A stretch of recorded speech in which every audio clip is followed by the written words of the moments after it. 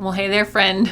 So I see you over there wondering if you actually need to blog, if you actually need to create SEO content and focus on SEO at all, if you're seeing success from places other than your website.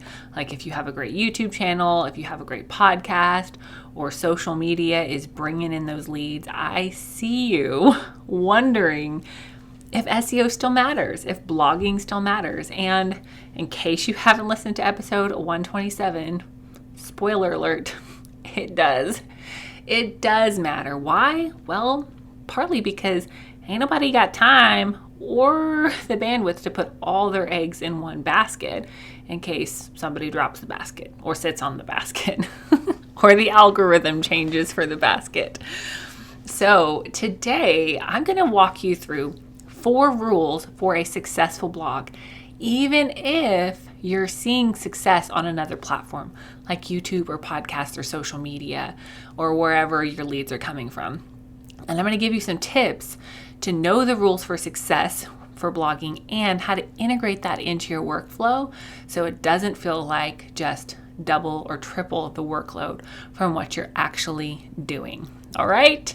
All right, get that pen and paper ready and we're going to jump right in.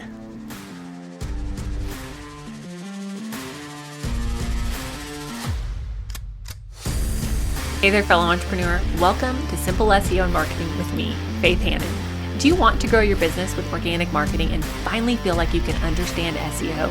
Are you scouring the internet for how to get more website traffic, SEO for dummies, and how to market on Pinterest? Have you tried to grow your business with SEO and blogging only to get frustrated and quit because it's overwhelming and too time consuming? Been there. Hey, I'm Faith Hannon, Jesus lover, copywriter, blogger, wife, wrangler of tiny humans, and barrel racer. And let me tell you, I didn't have time to waste sorting through SEO and keyword strategies that either didn't work or were so over my head I couldn't understand them.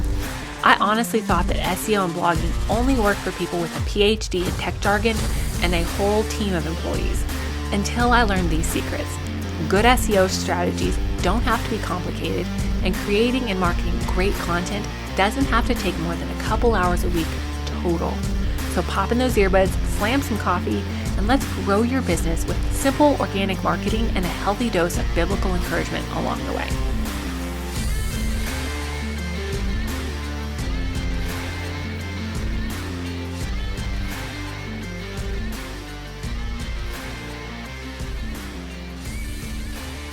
All right, y'all, before we jump into the 4 rules for a successful blog, which don't worry, I'm going to nail it down for you, shoot you straight, give you all the deets.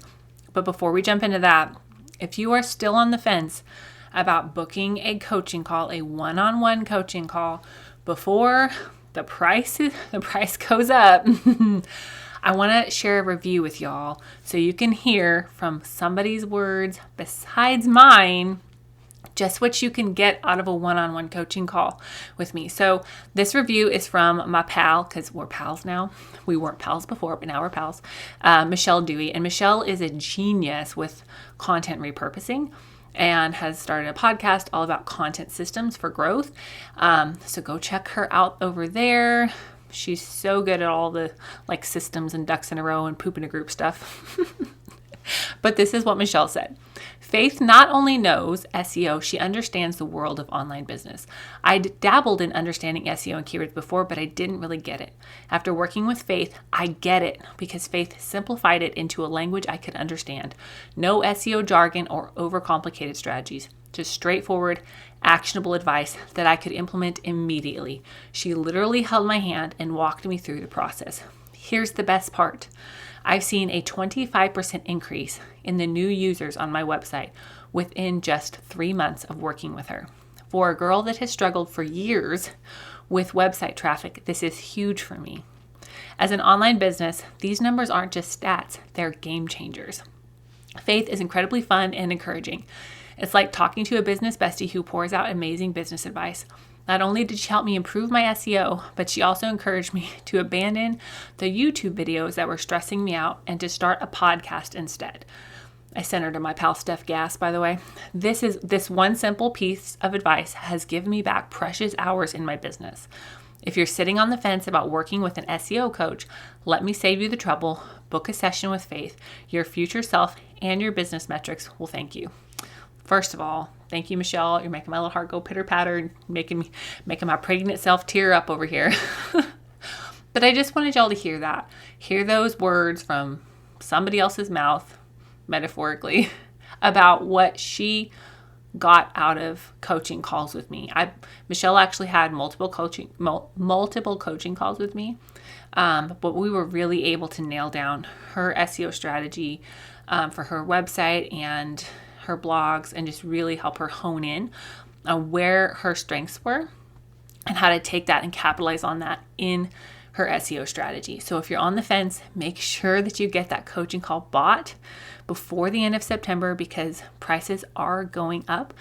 And I just wanted to give you guys the heads up there, not just be like, whoop, there it is. There's a higher number and you maybe were holding out, and, just want to be upfront with you there. So if you have not listened to episode 127, make sure you catch that one. We'll just cut to the chase. You need SEO content, aka a good SEO friendly blog strategy, because even if you're seeing great results, great leads from another platform, there's a myriad of reasons why you still need a blog, why SEO content still matters. And I talk all about that in episode 127, so I'm not going to repeat myself.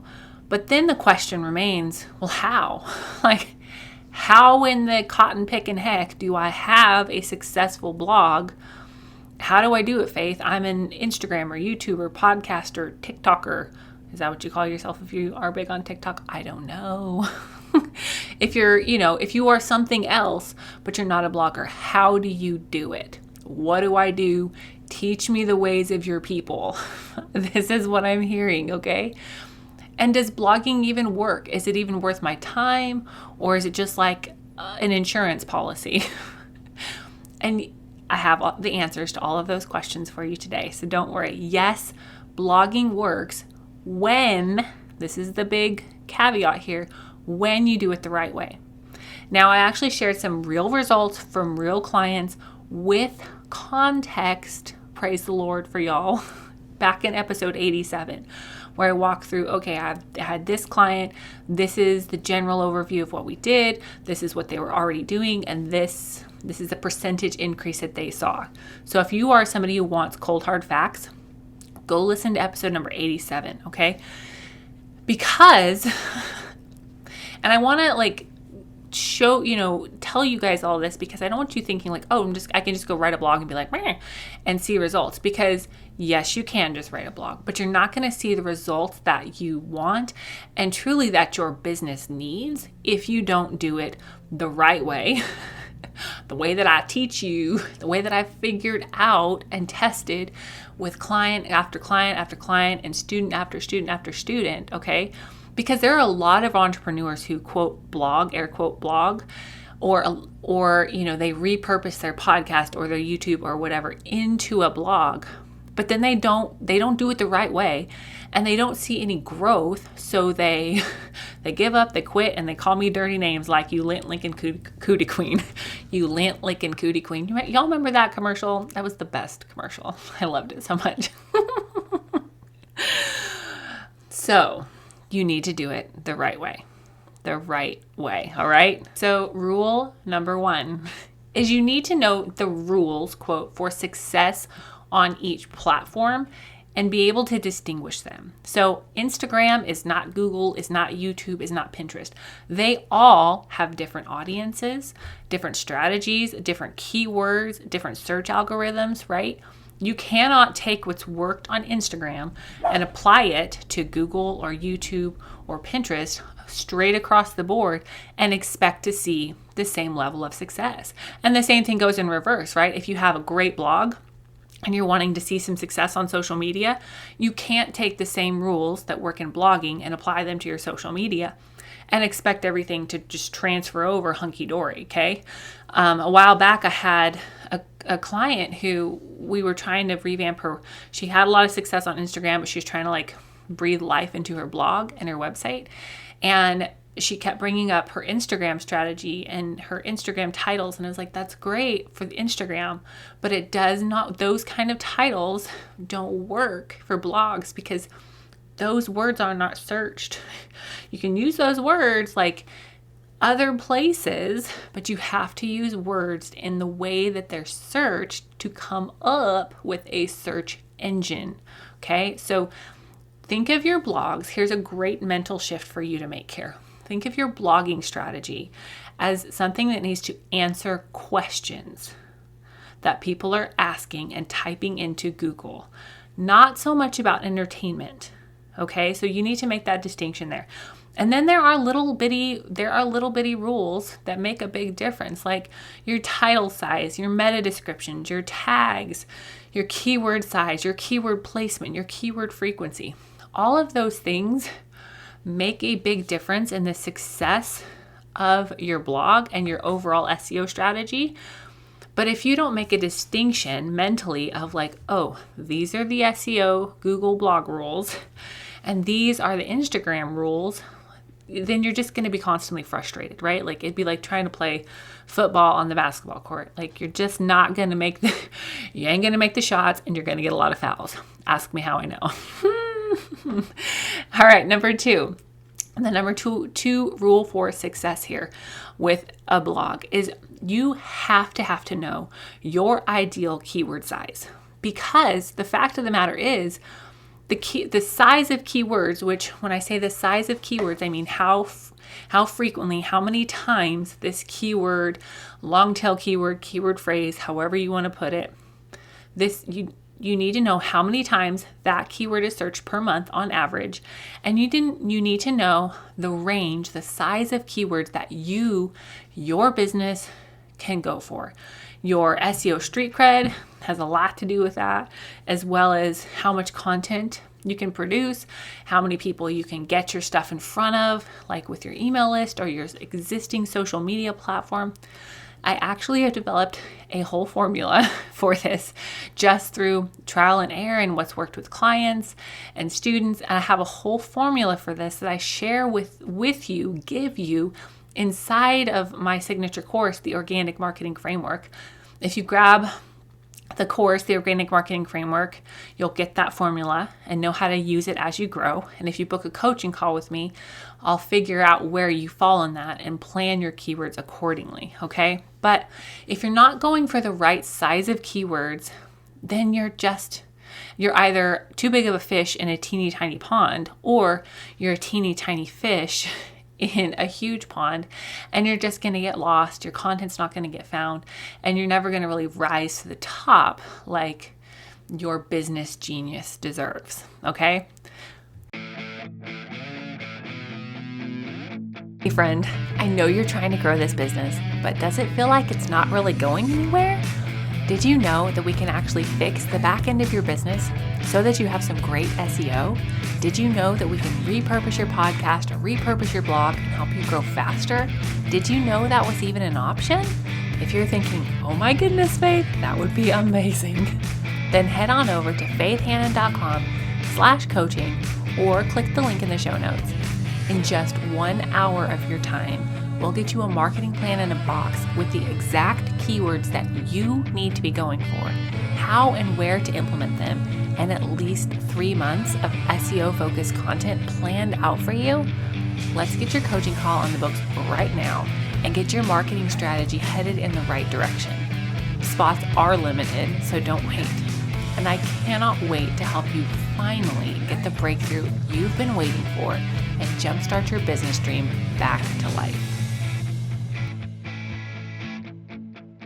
And tip number 3 for a successful blog, even if you're a champ YouTube, Instagrammer, or podcaster, is you need to know your audience's preferred length. Ultimately, everything that you create should be for the purpose of serving your people. So if you're creating something that is either an astronomical length or way too short to serve your people, then you're not going to hit a home run with it. Okay. Now, obviously, I don't recommend serving, quote, more than one audience, but sometimes nuances develop as you dive deeper into each platform. You may realize that your podcast audience prefers 15 to 20 minute podcasts while your blog readers just gobble up 2,000 word blogs. And this is something that you're going to have to analyze, and use your God-given brain for. I don't know of a program that will figure out all these idiosyncrasies for you. I don't know of a program that'll do that. That, will take into consideration the keyword length and the context and the time of year. Like, you're going to have to look at these things pretty holistically as a business, but you're going to need to analyze the length of your content versus the consumption rate as part of your monthly evaluation of your business. Because if you are churning out, 3,000 word blogs, and you realize that when somebody clicks on your blog page, they're only staying on there for a minute and a half, that's probably not enough time to read all 3,000 words. They're probably done in, the first 2 paragraphs because you rambled too much or whatever, right? Or it could be the complete opposite. You may have an audience that loves longer form content. It all depends on your audience. It all depends on your niche. It all depends on who you're serving and how you serve them. So you have to dig deep, do some prayerful analyzing, and figure out what's a good range of a blog length for your audience, okay? And sometimes, when you're just starting out, you don't necessarily know. You'll be like, Faith, I have written 0.0 blogs. I don't know nothing. Okay, well, let's put yourself in your ideal client's shoes, okay? Is she, retired teacher who's starting a business and has plenty of hours in the day? Then she probably wants all of the nitty-gritty details and will read a 3,000 word blog. Okay, great, do that. If your ideal client is, a stay-at-home mom with 5.2 children, all under the age of 7, and she homeschools them all, then she probably doesn't have time or the bandwidth to read 3,000 words. Like, give it to her straight in 300 words, right? Like, give her the Cliff Notes version and actionable stuff, right? Think about your person, their problems, and how you can best serve them, okay? And again, this should be something that we think about in everything that we create, but that strategy needs to be specific for each platform that you're on, okay? And tip number 4, which is honestly one of the smartest things I've done as a work-at-home mom and business owner. Tip number 4 is to create a template and a workflow that works for all of the platforms that you are on. So I've talked before about the power of repurposing. And in episode 127, I told you, gave you a little virtual hug that you don't have to come up with 2 separate ideas for your YouTube and your blog, or your podcast and your blog. Like, it can be the same concept, just delivered 2 different ways, okay? But here's what I want you to do. I want you to create a template, because templates are life-changing. I want you to create a template or modify the template that you do have and your workflow so that it works for all of the platforms that you're on. So the template that I have and I use in my business, I have a podcast, I call my podcast template, but then I take that and I use that for my blog as well. I should really call it my podcast and blog template. I know, just haven't retitled it. Bless me. So what I do is in my template, I have my podcast title. I have my podcast keyword strategy, a spot for that in there. I have my spot for my content bucket. I have a spot for my main blog keyword focus phrase, okay? Then I have links to my keyword spreadsheets. I have links to my Pinterest keywords. I have links to my podcast episode catalog. I have links to all of the things that I need in there. And then I have all of the quote rules that I want to follow and the links that I want to share on every single thing, so that when I go to sit down to record a podcast, I can outline that booger. And then I can fill in some of the guts and the livers of that podcast outline after I've recorded it. And then I can pass that off on to my team, and they can take that and finalize the blog. They've already got the keyword, or they know my keyword strategy to go and research it. Y'all, God bless my assistant. She's amazing. And then they know, okay, this is the kind of title that we use. This is how we come up with the blog title. Everything is in one template. I don't have a podcast template and then a blog template and then a Pinterest template. Like, I want everything in one place. I want it clearly spelled out, and I want it to just flow seamlessly. And even truly, even if you will just take 3 seconds and draw yourself up a little diagram of, okay, my YouTube is going to turn into a podcast, it's going to turn into a blog, it's going to turn into Instagram. And you just draw out literally like little bubbles and arrows, your content flow.